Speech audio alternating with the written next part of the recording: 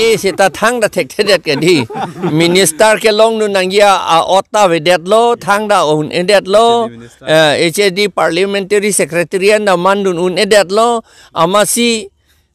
MLA ke MLA lo anganon council long si board chairman je plan turong lage hala state long ta son board chairman ke dopik ke hala anta long dun out of it lo alang ni tum ke la puyo di MLA cicin ni apa MLA ta alia vedet khangjang la puyo ada corporation chairman pi de dopik ke alang lihat